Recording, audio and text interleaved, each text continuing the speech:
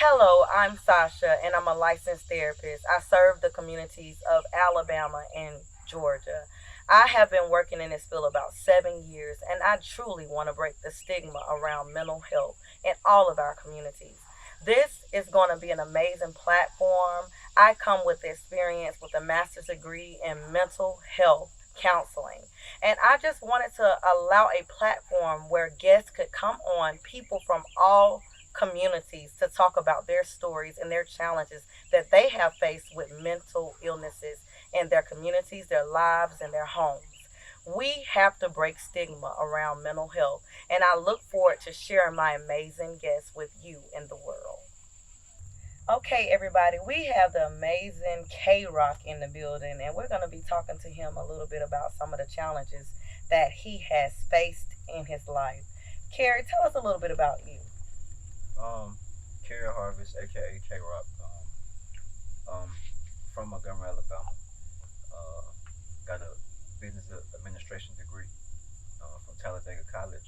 I initially went to Auburn University, played basketball there, transferred to Talladega, uh, got a national championship basketball, had a 3.5 GPA, and currently just a business owner, just trying to do the best I can do.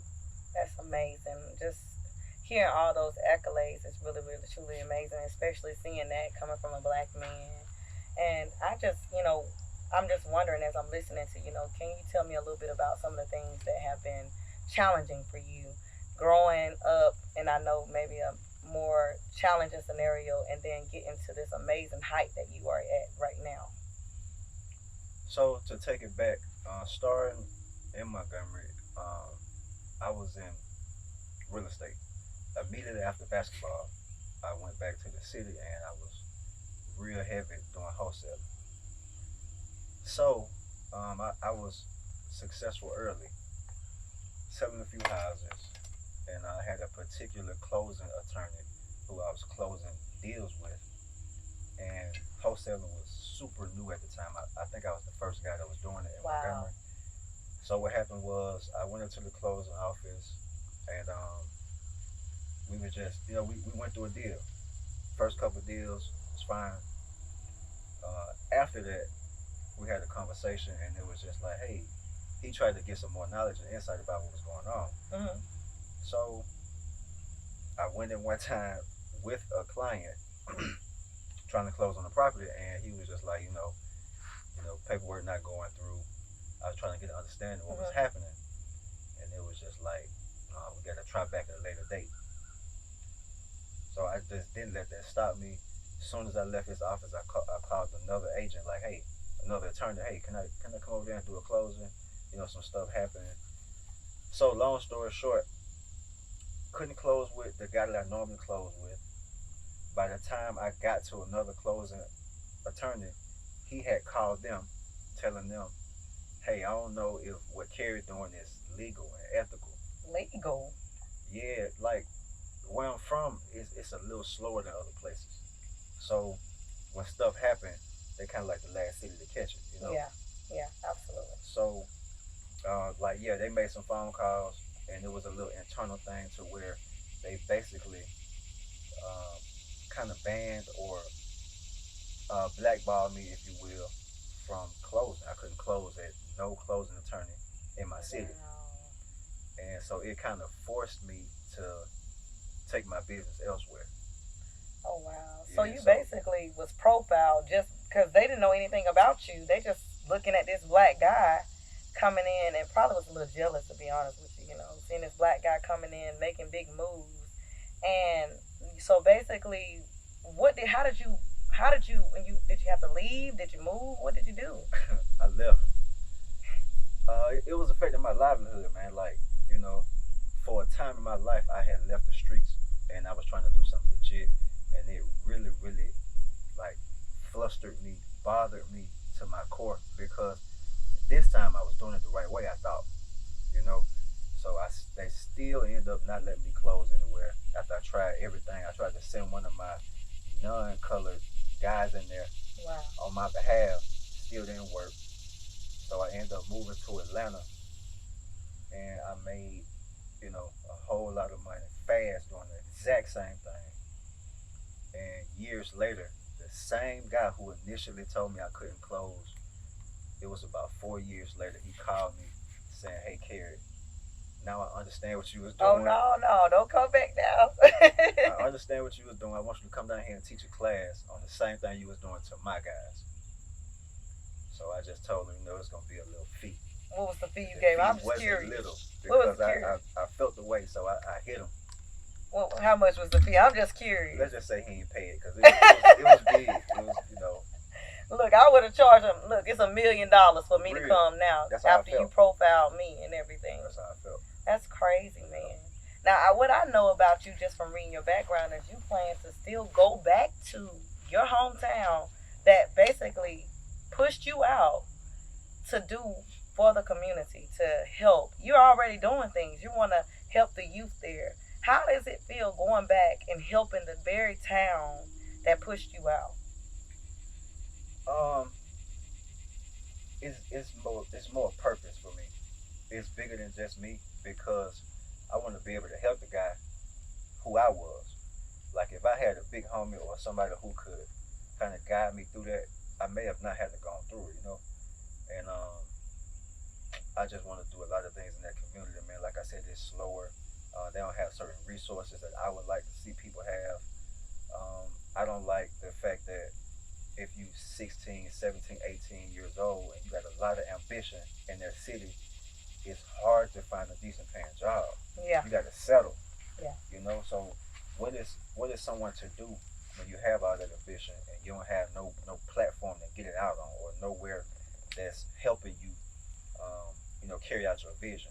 yeah, So I turn to the streets, and I don't want other people to do that. yeah. So that's why I'm going back. How difficult was it? I know you went and you started doing the wholesaling. I know that. But you say you turned to the streets. Now, I know a lot of young black men. I have two sons myself. I would love them to look up to someone like you. But, you turn to the streets, you come from the streets, and there's a lot of people that don't make it out the streets. What are some things that you feel like you were able to do to make sure that this was maybe a stepstone for me? I might have did whatever I did in the streets, but it's not my forever. What is it that did? So the main thing with me, I was super focused. Um, Even in the streets, it's it get real ugly out there. But I try to do things with integrity, even though we was doing stuff that was illegal. Like I always did what I said I was gonna do. You know what I'm saying? I always stood on my word. I always treated people with respect, and that's huge in the streets. I was just focused on trying to hit a certain number so I could get out because I seen a lot of my partners get killed. I seen a lot of them go to jail, and I knew that's how I ended. So I was just like, man, I got to make it out. Yeah, So I was super focused. I wasn't a big clubber. I wasn't, trying to drink and smoke through all that. I was trying to really, really get some money so I could create a better life for me and my folks. absolutely. Yeah, What motivated you? I mean, I was again looked at your background. I know you don't have any kids, right? right. So normally people say, "Hey, I'm motivated by my children. I'm motivated by something." But what motivates you? What really, really pushes you to be like, I can't let this be it for me. I got to keep going." So it's real deal. Like I just have a vision in my head about what I could be and where I can go, and that it pushes me to real deal be the best I could be, and that's it. That's it solely.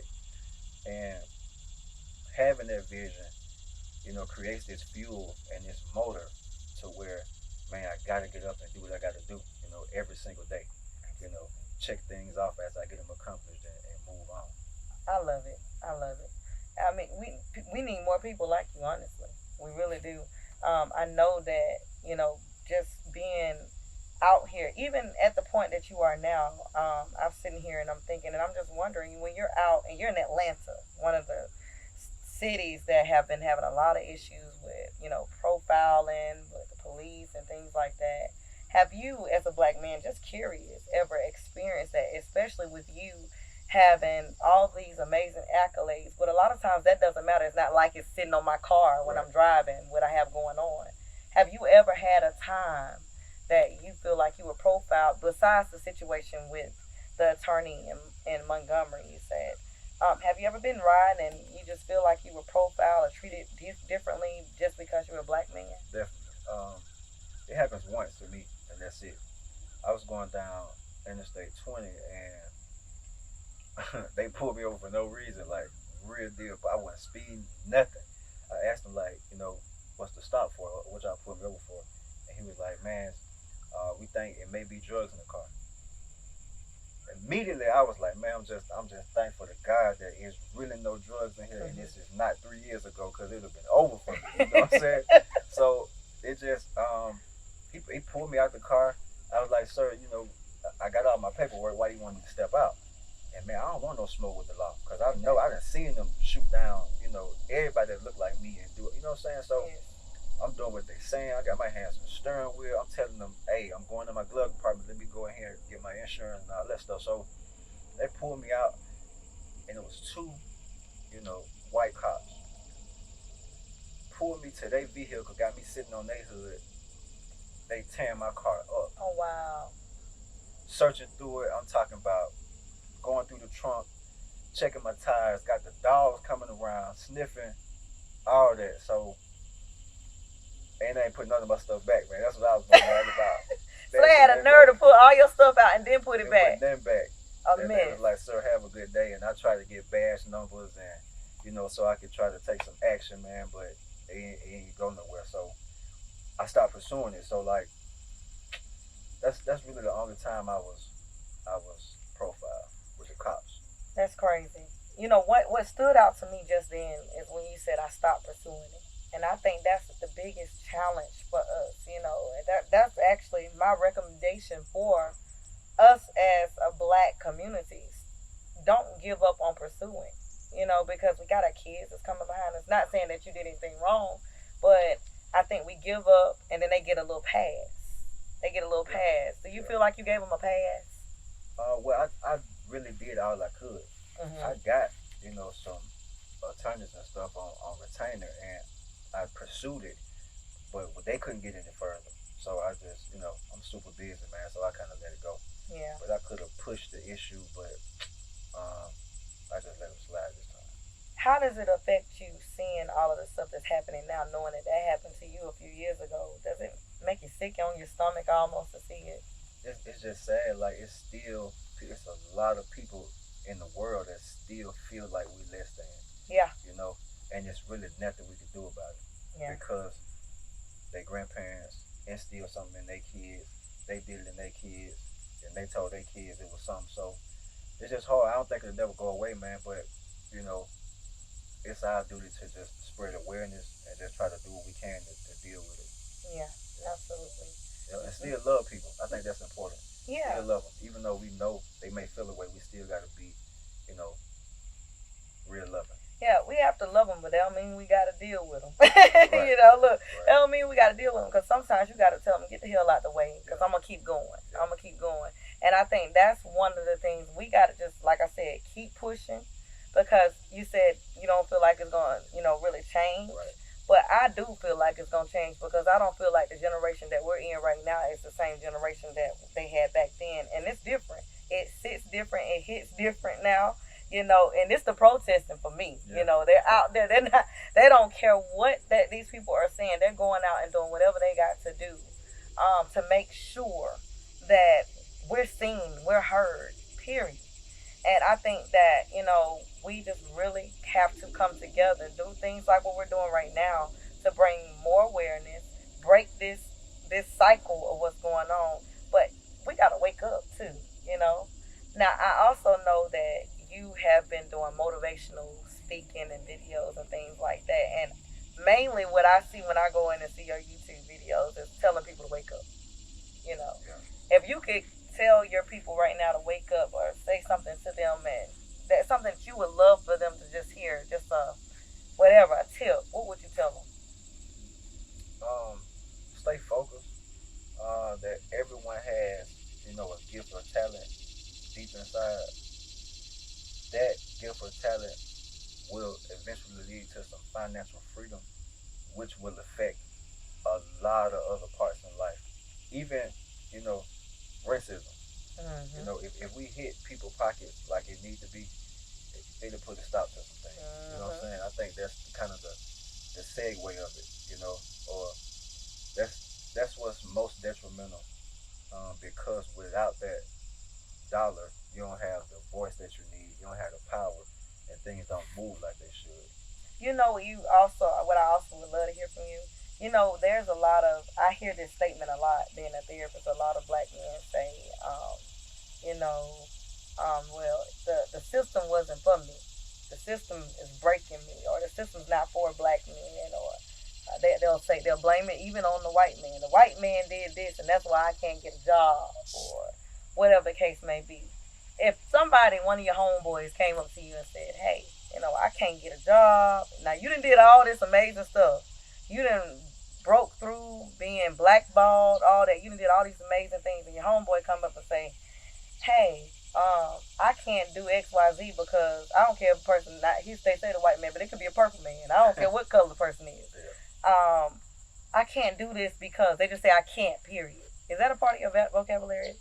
Never will be. And what would you say to your homeboy that come to you and talking about, you know, I can't do it? It's tough because it does have some validity to it Mm-hmm. because we were oppressed, and I know that. You know what I'm Mm-hmm. saying? We didn't have even starting line to run our same race. You know what I'm saying? So, um, but you have to press through that because it's the facts. We are behind. We started behind, whether we like it or not. And you can't say that you can't because it's people that have done it. You know what I'm Mm-hmm. saying? Like, I don't get that these days. Like, I still got some partners from every walk of life. You know what I'm saying? But they don't come around me with that because they see what I'm doing. So I don't have to really talk about it. I'm saying, like, this is what you do.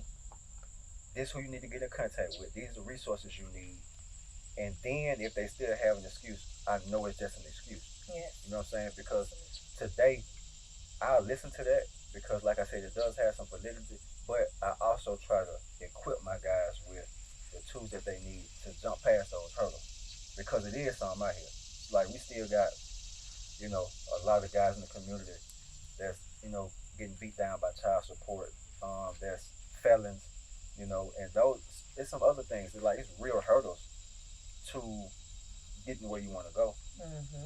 But I just, I don't let that conversation become real to them because I tell them, bro, look, this is what's going on. This is how we surpass that. Absolutely. I'm probably a little bit more raw. That's why they call this show the raw there. I'm a Yeah, little raw when they come in those sessions with me and they, oh, I can't do this, I can't do that. You can, you you can know. for real. I don't want to hear it, Hmm. because I know that it's hard, but life is hard. Life hard. Life is hard, Yeah. period. So there's no excuse for why you can't be at McDonald's.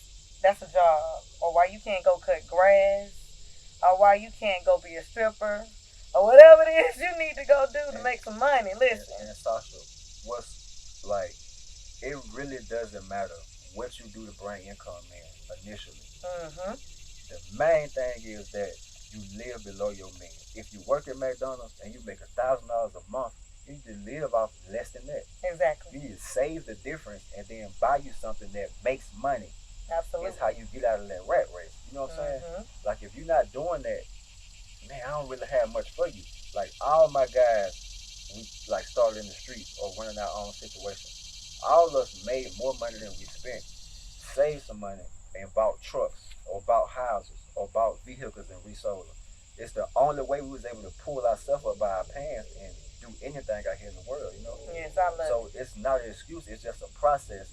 And I think some of the guys don't want to, you know, put one foot in front of the other one and let it be a 5 year process. They want it tomorrow. Yes. You know what I'm saying? Yes. And it don't work like that. Like success is like sequential. You got to put one step in front of the other one, and you look up and like, damn, I did all this. Mm-hmm. So that's what it is. I think what you just said hit big, seriously, Yeah. because that statement about living below the means, basically, living in a space that you're comfortable with so you can invest the extra into something else, that means the world. Because how many guys you see running around here with the Jordans, stand in For line for sure. the For Jordans, sure. ride in the Benz, but you don't have, you got negative $100 in your bank For account. real. Why are you riding around here in a Benz? Why are you standing in line for the Jordans when you don't have a home to go to? You're sleeping in that Benz. Seriously? You know? But this is the world we live in. Why do you think, and I hate to come at our black people, we love y'all. We love you. But why do you see, why do you think we see that a lot more in the black community? I'm gonna be real with you again. So look, like I said, we started behind. We were oppressed, and we do those things because they feel good. Hmm. It's hard as But it's hell. temporary feeling of good. Yeah, but it's hard to go get your credit together, get you a down payment, and buy a real house. That's a hard process. I don't care what level you in life. It's tough. It Hmm. could take months, year process. You know what I'm saying? Hmm. So like, I can go get these J's tomorrow, and somebody gonna like it. Like, women may be attracted to it. My guys gonna talk about me because I got them on. They gonna, they gonna want to be around me. It's gonna feel good for that time. Same thing like, you having a good night out. You could not do that and sacrifice. It feel good though. Hmm. And I think, because of how we came up, we be looking for kind of like instant gratification sometimes. And I think you should do it if you can afford it. But Yeah, that's another conversation though. that's another conversation. Yeah, that's tough for people to really sit down and swallow. Yeah, Yeah, yeah. I think that there's nothing wrong with wanting to look good, right. but you can look good by going to Rainbow. You For can sure. look good by going, to Walmart. You don't have to go to Gucci Right. to look good, Right. and that's the thing that I think that people get twisted. They think that you have to do all these crazy things to be comfortable within yourself. Yeah, you may want to buy you something here and there. You deserve it here and there. Right. But to go out and think it's a constant thing, that's a problem. Yeah. And I think that we need to learn how to sit down and really, really think. That's the problem right there. Think before we go out and make a decision. One thing that I'm seeing sitting here talking to you is you thought a lot. You thought quick too, by the way. Right. Because I mean, a lot of people that would have got blackballed would have stayed right there in Montgomery and wouldn't have done nothing. And it would have been, and some still right now today complaining. Ain't nothing out there for me. Ain't nothing for me to do. Ain't nothing I can do. But you was like, hell no, this ain't it. I'm going to Atlanta. I love it. I love it. Um, do you want to have kids? Some boys, some sons? I'm just curious. Yeah. 'Cause, you gotta spread this wealth now. You gotta spread it. I want a son, but if God don't see fit, then I'm just help with other men, other young men. You know what I'm saying? So Mhm. Have you thought about doing like a mentoring program or something? yeah, I need somebody to help me put it together though. I got you. Yeah, I got you. let's do it. Got you. I think that, like you said, I went and I did some research and I just been looking at it, and you got an amazing calling. I think that you just got to keep pushing like you're doing. Shoot, I'm watching. Everybody watching because you're a black man. We're like, wait, this black man doing all these amazing things. But one thing I will say is, don't we got to keep pushing and not giving up and letting anybody slide when it comes to the disrespect that they give to us in the community because it affects our mental. Yeah. It truly affects our mental. And the fact that you were able to come out strong on the end of things and still say, I'm here. I didn't give up. I deserve whatever I want in life means a lot to me. So I think that it's awesome. I want everybody to go and check you out and follow you. Can you let everybody know how they can go and check out your websites and everything? Everything is K-Rock. Spell it out, KDASHROCK. That's website. That's everything. Social Awesome. media, everything. Now you make music too. You ain't bring none of that in, and I feel like when I listen to your music, and I want you to tell them where they can listen to it at because I think that your music tells your story as well. I think I hear the struggle in your music, but then I hear the amazing things you have overcome in your music as well. Yeah, for sure. That music is just somewhere I can empty, you know, a lot of life stuff at. It's my therapy, you know. Um, that's at K-Rock as well on all streaming platforms. Um, yeah, we ain't gonna never stop that. Well, that's awesome. All right, you guys, y'all make sure y'all go and follow K Dash Rock. He's doing some amazing things, you know. And we probably have him come back on again in the future, but just check him out on all platforms. And thank you so much for coming and sharing your story with Thank you us. for having me. All right.